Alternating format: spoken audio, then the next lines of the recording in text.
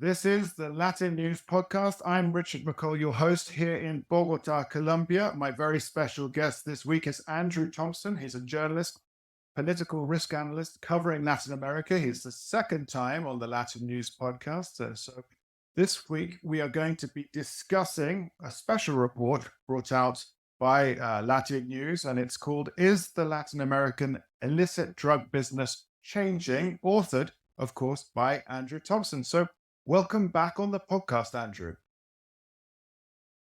Good to be here. Well, no, it's always a pleasure to talk to you and dip into your vast reservoir of knowledge about the region and so on. You authored this new report. Well, how did this come about? This report came about, I mean, rather than we're not going to be critiquing the report at all, but 6 years ago, you wrote a different report called Crime and Security Trends and Solutions, and it had 8 main headlines, those of which you address in this report. Perhaps we could give it a little bit of a background for our listeners. Yes, I think that the problem I was trying to tackle is the fact that it seems that everything is changing in the drug trade and in the life of the criminal cartels that run it. And yet at the same time, it seems as if nothing is changing because it's the same problem that keeps repeating itself over and over. So the report I wrote 6 years ago was an attempt just to summarize what are the headlines of the drug problem in Latin America. And I came up with 8, which I'll just run through quite quickly. Number 1, a very high death rate linked to the criminal activities of the cartels. This is usually measured in numbers of intentional homicides per year, and Latin America has got, in fact, the worst record in the world. It's got 20, 30 per 100,000 intentional deaths every year. So that's one of the headlines. Another is that the criminal cartels 6 years ago showed every sign of being strong, healthy, adaptable, and resilient. A third headline is that the economics of the drug business is very, very strong, which means there is very, very strong demand for drugs. And in some ways, demand always creates its supply. There'll always be someone prepared to traffic drugs. Point number 4, things were beginning to change in the United States with the rise of what you might call the opioid pandemic, the use of synthetic drugs. Number 5, there seemed to be a trend of increasing coca production in Colombia. Number 6, there is a massive crisis in the Latin American prison system, which is used as a recruiting ground for lots of cartels, and which is also often dominated by cartels who dictate terms to the prison authorities. Number 7, despite all these problems, there are elements in the judiciary, prosecutors, judges, who are prepared to take on corruption and to face issues like money laundering. And then finally, the region as a whole has a crisis in its criminal justice system. The ability of the combination of police and courts to identify those responsible for criminal activity, bring them to trial, carry out successful trials, and get them imprisoned. That capacity is deeply weakened across Latin America.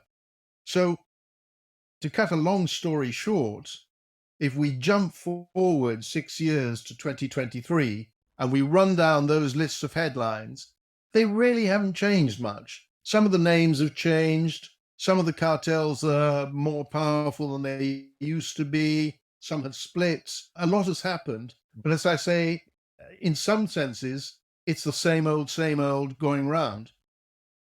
That's very that doesn't sound positive in the slightest, Andrew. But I can see exactly what you're saying. Even when we think back to sort of, and you obviously reference it, Nixon's war against drugs, 1971, there appears to be no new, comprehensive, credible strategy apart from, let's say, drug eradication. There doesn't seem to be anything new. The only, I guess, the two things sort of pop up was, well, as President Bukele's mass incarceration. But again, that comes back not to being a solution because it's the prison crisis, as you mentioned, sort of a point, I would say 0.6. And then, of course, you've got President Petro in Colombia, who is taking on a far more, I would say, a holistic approach, but it's again not really taking hold, and there's more cocaine production than ever coming out of it. I mean, what can we say is that there has been evolutions, of course there have, but they seem to feed down the same pathway. I think it's back to what changes and what stays the same. And in some ways, it is helpful to look at the big drug cartels as businesses, really. And those businesses, like legal businesses, they operate in a changing environment and they adapt to the changes. Yeah. So, there have been changes and they continue to happen. The rise of fentanyl in Latin America, this synthetic opioid, is changing the game in many ways.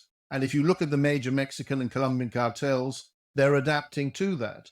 So it is quite difficult to see positive change. Yeah. I think there are some examples, and there's this kind of interesting situation where most Latin American leaders will say that the war on drugs, as expressed by Richard Nixon half a century ago, has failed. It hasn't really reduced the violence, and it hasn't really reduced deaths from overdoses and suffering from drugs in general. So the problem, I think, is that with leaders saying the war on drugs was a terrible idea, they haven't quite come up with the alternative. A lot of people who say that war on drugs was a failure were doing something different. It's not entirely clear how different that is. Well, I mean, fentanyl and the opioids tend to be, obviously, they're very much the headlines at the moment. And when we talk of the violence or the sort of drug-related violence, drug-related killings, obviously we need to bring fentanyl, we need to bring China into the issue, we need to bring Mexico, and of course that porous border up into the US, either California, Texas, and beyond. I was reading your report, and when it says some analysts have made the correlation, and as a proportion of the total population, overdose deaths in the US have now increased to a level comparable with drug violence related killings in some Latin American countries, such as, I suppose, Mexico and Colombia. This is a shocking detail. And so, as we say, you come back, the violence is not reduced, and yet the US has a climbing I would say drug-related death rate. Yeah. So you get both sides. The drug-producing country, particularly countries like Colombia and Mexico, suffers this great violence, which is the battle between the cartels and between the cartels and the state for control of drug trafficking routes, law and order, and so on.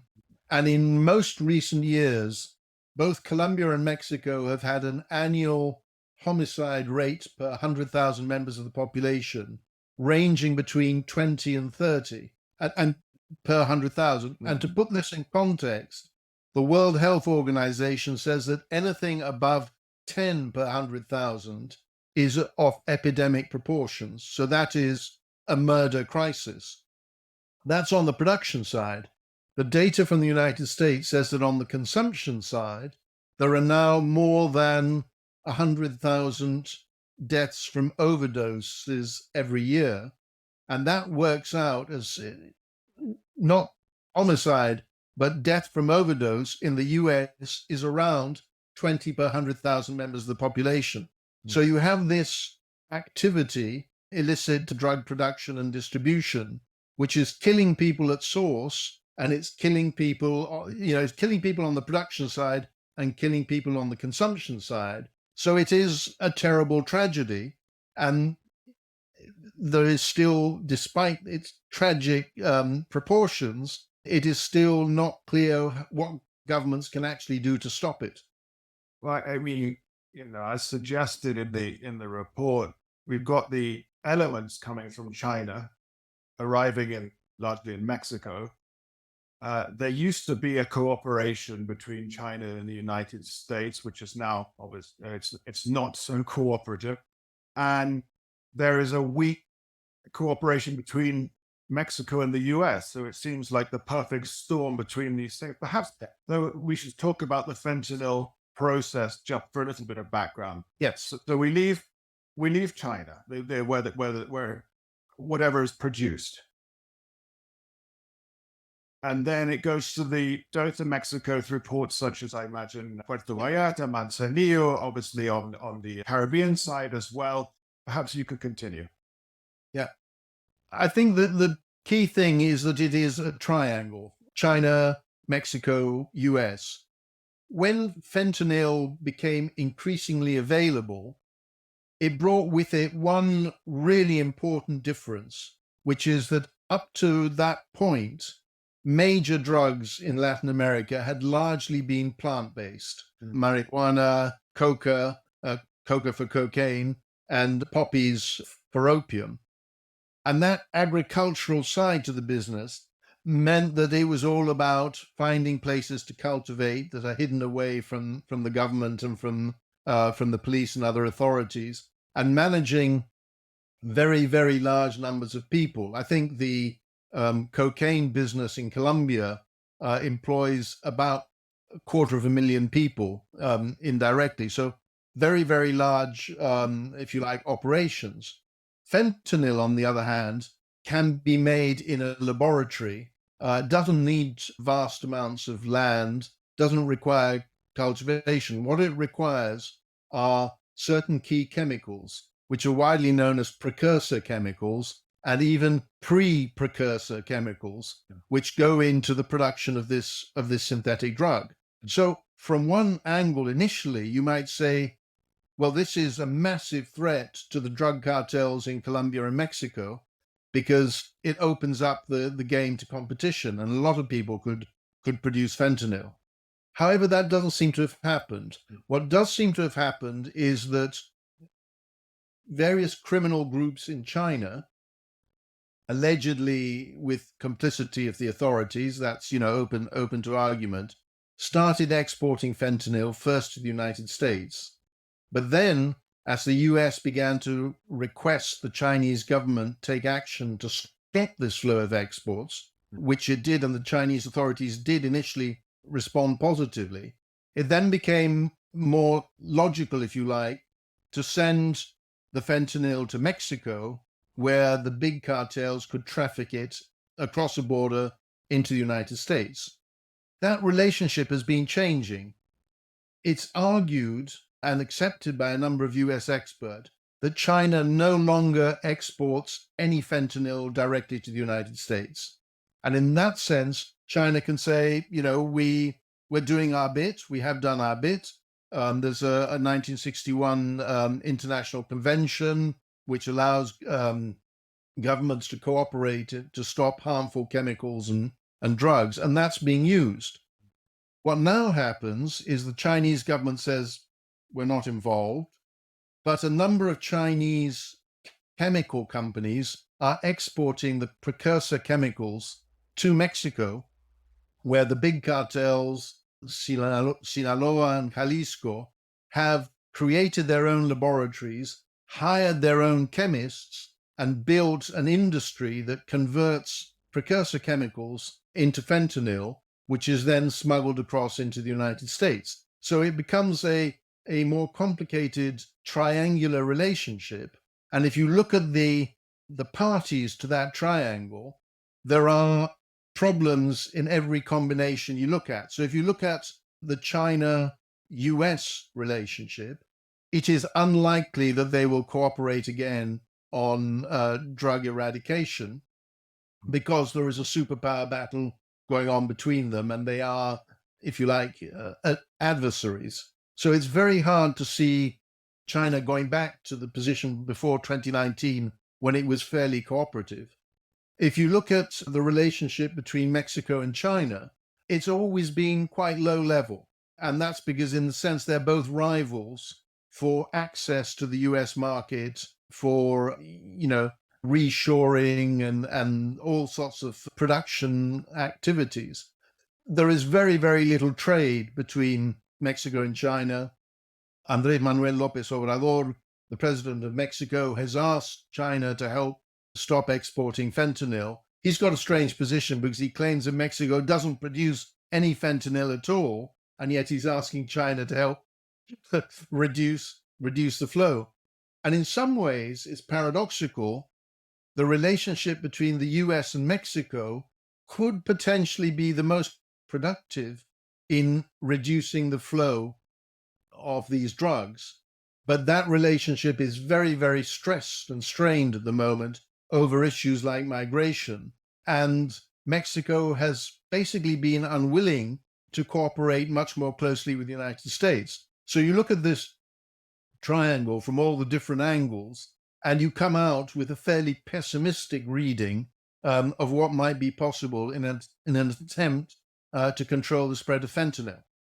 This is a peculiar situation where you have Mexico and the US, which, I mean, they're essentially brother nations with so much flow between the two. And I'm not discussing just trade, I mean, population flow and so on. You would imagine a greater cooperation between the two. But of course, Lopez Obrador doesn't have, or at least doesn't show to have a great foreign policy. Although I would suggest that United States Mexico should be a domestic policy, given the absolute joint government and issues that they need to obviously express in this thing.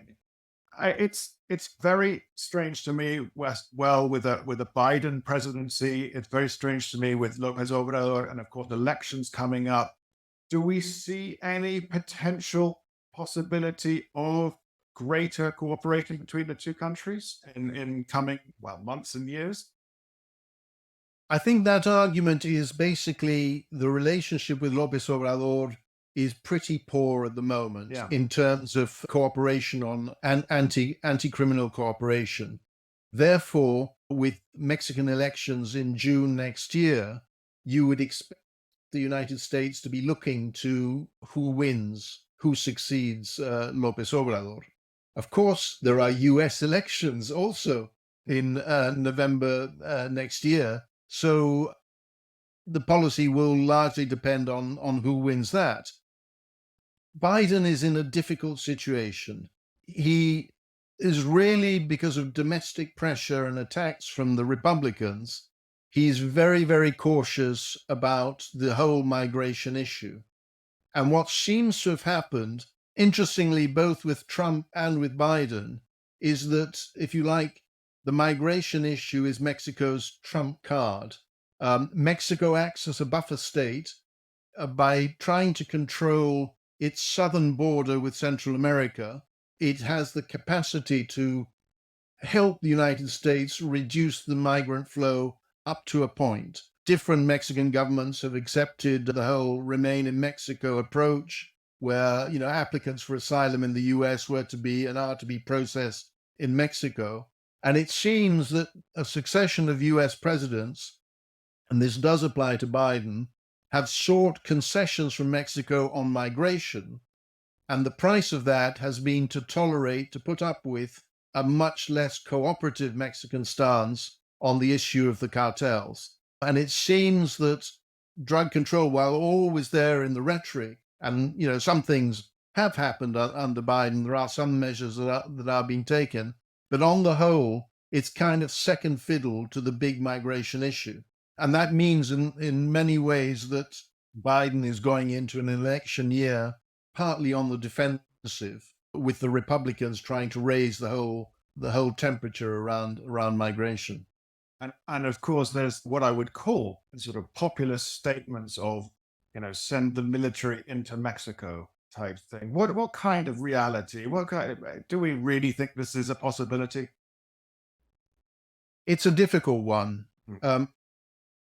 Up to a point, it's posture politics. Mm-hmm. It's, I am going to sort of sound as radical and as hardline as possible because that may win me votes. And as we've seen in recent weeks, the rhetoric from the United States and from people aspiring for the Republican Party nomination has been very, very aggressive. So there are some congressmen who've proposed a bill which would allow US military forces to attack the cartels directly on Mexican soil without the approval of the Mexican government. Some more responsible people have said, well, that's kind of like a declaration of war on your southern neighbor. It's kind of unhinged, to put it that way. What's hard to see is if a Republican Party or a Republican Party under Trump comes back into office, how far will they go along that line? I suppose there's a historical precedent, which was back in 2015, 2016, Trump was saying, I'm going to build a wall. Yeah. And it was clear that the wall was in many ways symbolic. It was a rallying cry for the anti-immigrant sentiment in the United States.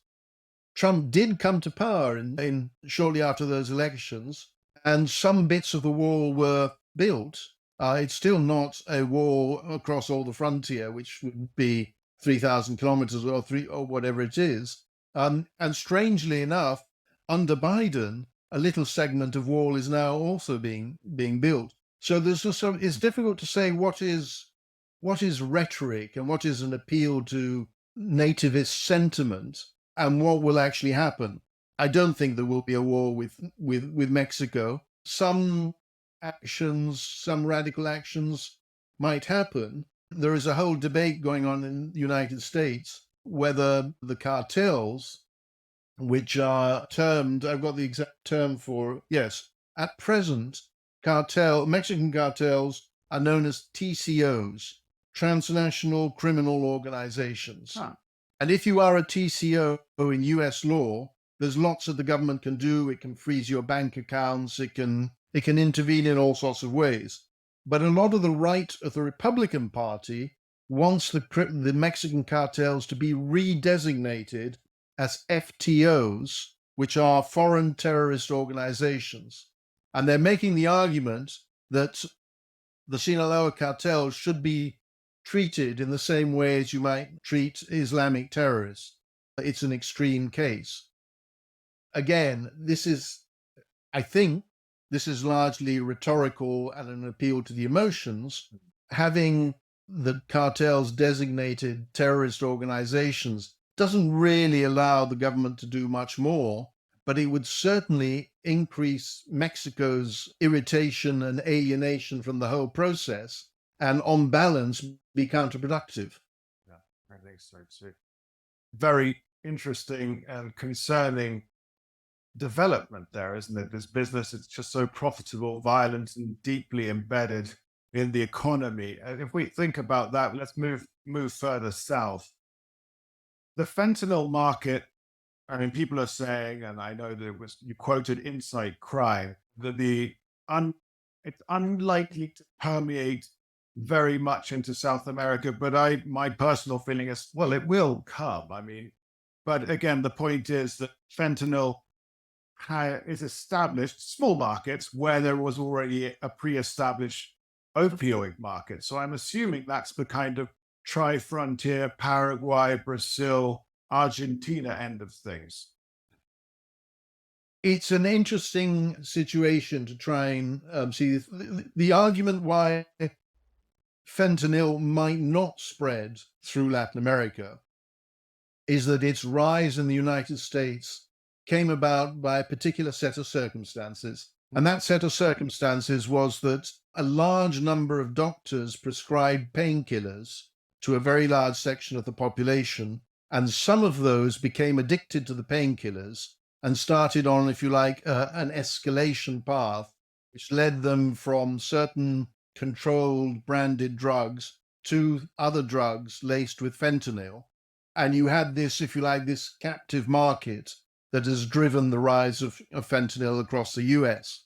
Arguably, it's different in Latin America and South America because that sort of pre-existing circumstances is not present. However, like you, I think it is possible that fentanyl will spread. And some of the things that I mentioned in the report that are happening in northern Mexico are particularly worrisome and relevant. And this is that a lot of pharmacies in a number of cities close to the US border are selling over the counter painkillers, which, unbeknownst to the buyer, are cut with fentanyl. So they are very, very powerful potential drivers of addiction. There's another factor here, which is, if you like, it's a kind of marketing thing from the drug cartel's point of view. Normally, if you are going to consume hard drugs, you have to, if you like, buy them on the street. You have to put yourself in positions of relative personal risk because you're dealing with, slightly seedy areas of number of towns, and you're following up a contact. You don't know if they're going to rob you or they'll sell you the drugs or whatever it is. However, the experiment in infiltrating fentanyl into pharmacies means you can look at a much more middle class market for drug consumption. Going to a pharmacy is a relatively safe, or it's perceived as a relatively safe thing to do. Yeah. One of the most awful aspects of this is, of course, you might just want the drug that is legal and over the counter, and it completely unbeknownst to you, it's laced with fentanyl. So you are beginning on a road that could lead to addiction. The whole question of drug routes is also very interesting. Recently, in a couple of weeks back, President Petro in Colombia came out and said the geography of drug production in Colombia was changing. And he basically said that previously all routes led straight north, either through the Pacific or through the Caribbean, but basically going up to the United States. Mm-hmm. He now claims that the geography has changed for a variety of reasons, and the main route is shifted in a southerly direction. The largest coca production area of the country is no longer in the north of Colombia, according to the president, but in a 10-kilometer strip along the border with Ecuador. Mm. And that would explain, or at least be part of the debate, about Ecuador's regrettable transition from being a fairly safe and stable democracy to being infiltrated by international drug cartels and finding its politicians shot dead in a very violent and nasty election campaign. Mm. You continue with the argument and you say, well, an extension of this is that drugs might be able to flow through the rivers, which are the main source of transit in the Amazon, to Brazil, and from Brazil out to the Atlantic, and eventually up to Europe to major ports like Rotterdam. And there are various variants of that which say, well, there's drug flow from Bolivia, Paraguay, through the triple frontier, Brazil, Argentina, and Paraguay, down the River Plate network and out again into the South Atlantic. How much this will mark future years is difficult to say, but it is clear that the authorities in countries like Paraguay and Uruguay, and of course Argentina, are beginning to get worried about the growth of international cartel smuggling routes in the south rather than in the north. Is there an evolution then in these countries? I think I know the answer, but you're the expert. In these countries being transit countries evolving into consume countries as well? Yes, I think there is a definite possibility that will happen. And of course, it is a market. And what we know about the drug cartels is that they are very profit motivated, and they are interested in innovation and developing the whole history of the drug business. You go back to the 80s, there was a transition from cocaine to crack cocaine, which was cheaper,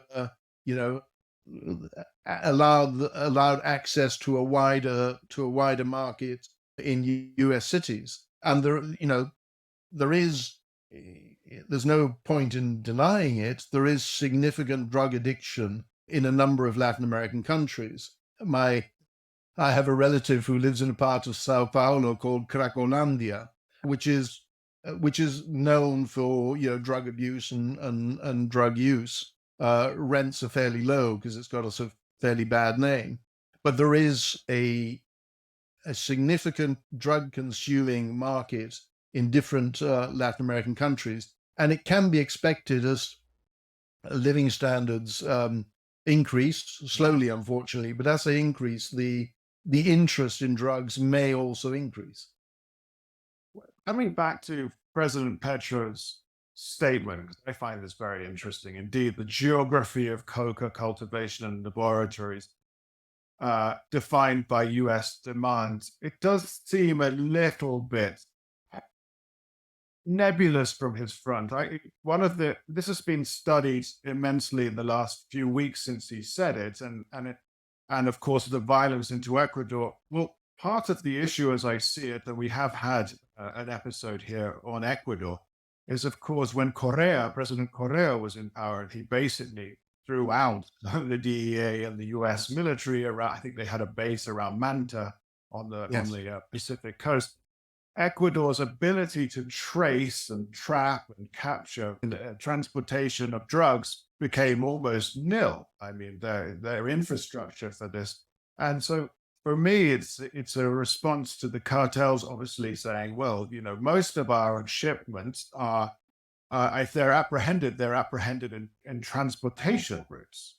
Therefore, Ecuador is now a viable transportation route where they're not as advanced, let's say, as in Colombia. And this, to say that everything is moving out of the north, the coca growing areas really not in the north of Colombia. I mean, we can talk about Antioquia and the Pacific coast, but then the major ones are down with the Venezuelan border, Arauca, Norte Santander. Those have not changed. And then with the evolution of the conflict in Colombia post the 2016 peace accord, we now have, I think it was quoted, more than 500 different armed groups, numbering from as little as few as 2 people to the Clan del Golfo, or the Autodefensas Gaitanistas, who are thousands. And as you say, the evolution, you can't just cut the head off, or like they, Otoñel, he's in jail, but the Clan del Golfo is as strong as ever. I just think that the Petro is very good at talking, perhaps not great on the actual content. I think there's a potentially wider issue here that's worth bearing in mind, which is I've done a lot of research on the whole drug issue. And one of the things that is quite striking is this, we've been talking about it throughout the entire podcast. It's what changes and what stays the same. And you often get people saying XYZ has revolutionized the drug business, but it hasn't. And so, for example, a lot of the drug cartels going way back to the late 60s and early 70s, the big thing at the time, was marijuana. Yeah. And in recent years, it's been recreational use, medical use has been legalized across a large number of states in the United States, in a number of countries, in Mexico itself, in Uruguay. And yet, the trade or the trade in marijuana has not completely stopped. There still is, it's not particularly the most profitable for the drug cartels, but the cartels will still keep on doing it if there is some money in it. And I think you could, for example, and I think Petro got close to saying this, he suggested that if the world was turning to fentanyl, somehow Colombia would benefit because it would no longer be dependent on all this cocaine and everything that went with it. And I suspect that the reality is that fentanyl is one more drug. The cocaine business is not going to disappear overnight. The heroin business is not going to disappear overnight. Changes, changes in the drug business do take their time to work through. Other aspects of the drug business might be much more instantaneous. A top cartel leader is captured, and the alignment of cartels in a particular part of the region changes. But you keep coming back to the very, very slow progress that has been made in trying to reduce drug usage. And finally, I mean, cocaine obviously is not going anywhere. It's the market might be in its dip, but what we also see is lots of captures. There'll be lots of publicity around the capture, the ports and so on. But what has happened, I think, in the US and elsewhere is that people are paying the same price, but for a greater purity of cocaine. I think that's it. I think this slow evolution of how drugs, or which is the next drug, is such a very interesting point. And and I think you unfortunately be writing another report in 6 years' time with the same 8 headlines. In fact, this is the absolute truth. So we'll go from crime and security trends and solutions to this the Latin American illicit drug business changing when it is, when it isn't. That's it's like you said, the business is just too profitable, and there are the courts and the judges and the lawyers willing to prosecute, but it's so permeated in society.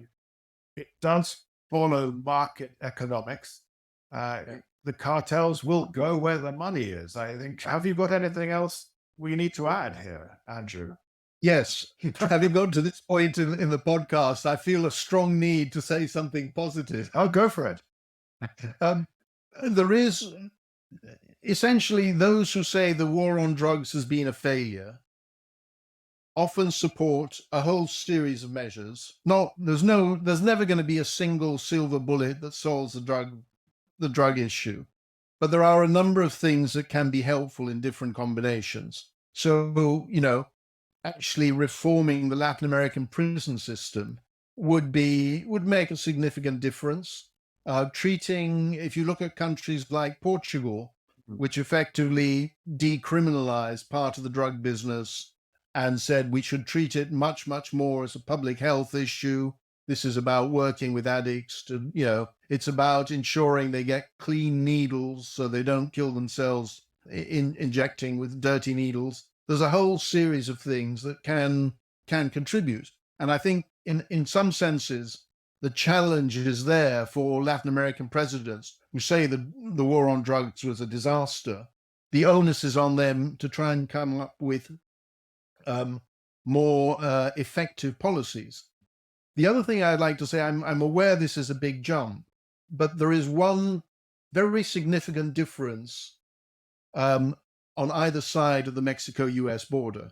And that is essentially that on the southern side in Mexico, the criminal justice system is under-resourced, corrupt, bureaucratic. In a word, it's terrible. North of the border, the criminal justice system is not perfect, but it is much more effective. And one thing that happens is that these major cartels, their business is across both countries. South of the border, they settle accounts with a gun. The fighting between cartels is vicious and murderous. North of the border, they accept a kind of unwritten rule. We are generally not using violence. We're running our distribution businesses. We're selling drugs. We're selling fentanyl.